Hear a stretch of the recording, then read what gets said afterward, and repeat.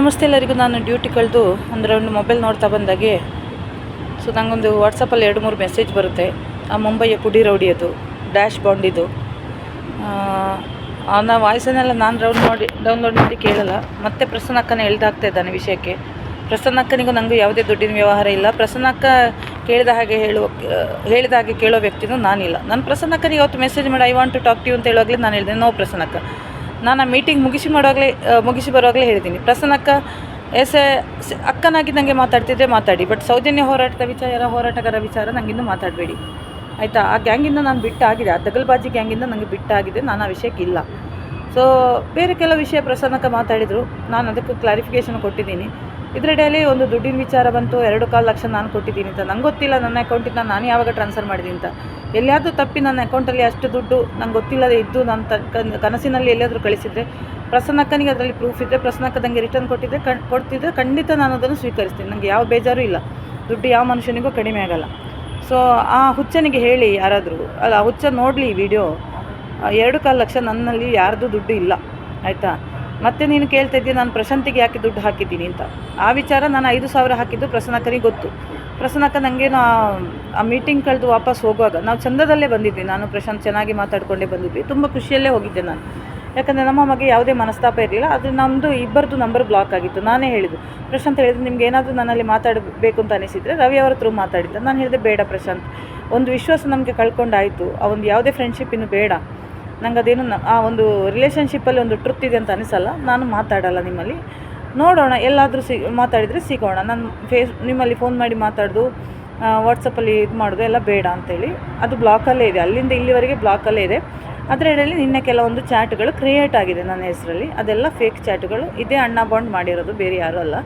So ಇವನು ನನ್ನ ಹೆಸರಲ್ಲಿ ಪ್ರಶಾಂತಿಗೆ ನಾನು ಟೈಪ್ ಮಾಡಿದಾಗೆ 1-2-3 ವಾಟ್ಸಪ್ ಚಾಟ್ಗಳನ್ನು ಬಿಟ್ಟಿದ್ದಾನೆ. ಬಿಡಿ, ಅದನ್ನೆಲ್ಲ ನಾನು ಕೇರ್ ಮಾಡೋಳಲ್ಲ. ಅವ್ನು ಮಾಡ್ತಾ ಇರಲಿ, ಅವ್ನ ಕೆಲಸ ಮುಂದುವರಿಸಲಿ. ಕೆಲಸ ಇಲ್ಲದವನಿಗೆ ಮತ್ತೆ ಬೇರೆ ಏನಾದರೂ ಕೆಲಸ ಬೇಕಲ್ಲ. ಸೊ ಅದೆಷ್ಟು. ಇನ್ನು 15,000 ಯಾಕೆ ಕೊಟ್ಟಿದೆ ಅಂದರೆ, ನಾನು ಆ ಕ್ಷೇತ್ರಕ್ಕೆ ಹೋಗಿ ಬರಬೇಕಿದ್ರೆ ನನಗೆ ಕ್ಲಾರಿಫಿಕೇಷನ್ ವೀಡಿಯೋ ಸಿಕ್ತು ಟ್ರೈನಿಂದ. ನನ್ನ ವಾಯ್ಸು ಫಸ್ಟು ಪ್ರಸನ್ನಕ್ಕ ತಗೊಂಡ್ರು. ಮತ್ತು ನಾನು ವೀಡಿಯೋ ನೋಡ್ತೀನಿ, ಐ ವಾಸ್ ಶಾಕ್ಡ್ ರಿಯಲಿ. ಯಾಕಂದರೆ ಅದು ಕೊಟ್ಟಿದ್ದು ಕ್ಲಾರಿಫಿಕೇಷನ್ ರಾಂಗ್, ಪ್ರಶಾಂತ್ ಕೊಟ್ಟಿದ್ದು ರಾಂಗ್, ಪ್ರಸನ್ನಕ್ಕ ಕೊಟ್ಟಿದ್ದು ರಾಂಗ್. ಕರೆಕ್ಟ್ ಕ್ಲಾರಿಫಿಕೇಷನ್ ಮೋಹನ್ ಬೋಳಂಗಡಿ ಕೊಟ್ಟಿದ್ದಾರೆ. ಅವರು ಆ್ಯಕ್ಚುಲಿ ನನ್ನಲ್ಲಿ ಕಾಂಟ್ಯಾಕ್ಟೇ ಇಲ್ಲ, ನಂಗೆ ಅವ್ರ ಫೋನ್ ನಂಬರ್ ಇಲ್ಲ. ಎಲ್ಲ ನನ್ನ ವೀಡಿಯೋಸ್ ನೋಡಿ ನಾನು ಪ್ರಶಾಂತ್ಗೆ ಸಹಾಯ ಮಾಡಿದ್ದು ಕೋರ್ಟಿನ ವಿಚಾರಕ್ಕೆ. ಇದು 100ಕ್ಕೆ 100 ಸತ್ಯ. ನಾನು ಸೌಜನ್ಯ ಹೋರಾಟಗಾರ್ತಿಯಾಗಿದ್ದೆ. ಪ್ರಶಾಂತ್ ಕೂಡ ಸೌಜನ್ಯ ಕೇಸಲ್ಲಿ ಅವ್ರದ್ದು ಚಾನಲ್ ಬ್ಲಾಕ್ ಆಗಿತ್ತು. ನನಗೆ ಈ ಪ್ರಸನ್ನಕ್ಕ ಇವರಿಗೆ ದುಡ್ಡು ಕೊಡೋ ವಿಚಾರ ನಂಗೆ ಗೊತ್ತಿರಲಿಲ್ಲ ಕೋರ್ಟಿದ್ದು. ಪ್ರಶಾಂತ್ ನನ್ನಲ್ಲಿ ಕೇಳಿದ್ದಲ್ಲ, ಕೋರ್ಟಿಂದ ಒಂದು ವಿಚಾರ ಬಂದಿದೆ, ನಾನು ಅರೇಂಜ್ ಮಾಡ್ತೀನಿ ಅಂತ ಹೇಳಿದ್ರು. 15,000 ಕಟ್ಟಬೇಕು ಅಂತ. ನಂಗೆ ಅದು ಸತ್ಯನೋ ಗೊತ್ತಿಲ್ಲ. ಸೊ 15,000 ನಾನು ಅರೇಂಜ್ ಮಾಡಿಕೊಟ್ಟೆ. ನನ್ನ ಕೇಸಿತ್ತು. ಅದು ಏಪ್ರಿಲ್ಗೆ ವಾಪಸ್ ಬೇಕು ಅಂತ ಹೇಳೇ ಕೊಟ್ಟಿದ್ದು.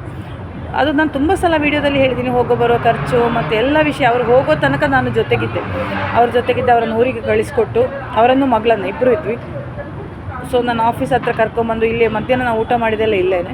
ಸೊ ಸಂಜೆ ನಾನು ಪುನಃ ಅವರಿಗೆ ಬಸ್ ಹತ್ತಿಸಿಕೊಟ್ಟು ಅವರನ್ನು ಊರಿಗೆ ಕಳಿಸಿದ್ದು ನಾನೇ ಆಯಿತಾ. ಆಮೇಲೆ ನಾರ್ಮಲ್ ನಮ್ಮ ನಡುವೆ ಅಂಥ ರಿಲೇಷನ್ಶಿಪ್ ಏನೂ ಇರಲಿಲ್ಲ. Just as A human being. ಇಬ್ಬರು ವ್ಯಕ್ತಿಗಳ ನಡುವೆ ಒಂದು ಹೇಗೆ ಬೇಕಾದರೂ ನೀವು ತಿಳ್ಕೊಬೋದು. ಬಟ್ ನೀವು ತಿಳ್ಕೊಳ್ಳೋ ಹಾಗೆ ತಪ್ಪು ಸಂಬಂಧಗಳು ನನಗೂ ಇಲ್ಲ, ಪ್ರಶಾಂತ್ಗಿಲ್ಲ. ಅದು ಪ್ರಶಾಂತ್ ಬಾಯಿಂದಲೂ ಕೇಳಿ ನನ್ನ ಬಾಯಿಂದಲೂ 1000 ಸಲ ಹೇಳಿದ್ದೀನಿ.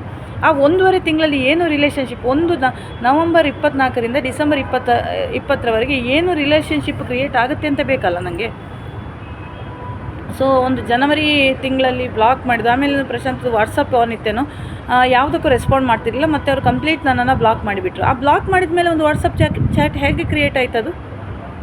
ಕಾಮನ್ ಸೆನ್ಸ್ ಇರೋನಿಗೆ ಅರ್ಥ ಆಗೋದಿಲ್ವ ಮಿಸ್ಟರ್ ಬಾಂಡು? ನೀನು ಮಾಡುವ ನಾಟಕಗಳು, ಸಾಂಗ್ಗಳು, ಎಡಿಟ್ ಮಾಡಿ ಹಾಕೋ ಸಾಂಗ್ಗಳು, ಇದನ್ನೆಲ್ಲ ನಾನು ತಲೆ ಕೆಡಿಸ್ಕೊಂಡೆ ಎಲ್ಲ ಕೇಳೋದು ಇಲ್ಲ. ನೀನು ಮಾಡಿದ್ದು ನಿನ್ನ ಹೆಂಡ್ತಿಗೆ, ಏನು ಮಾಡಿದ್ದು ನಿನ್ನ ಕರ್ಮ ನಿನ್ನ ಹೆಂಡ್ತಿಗೆ.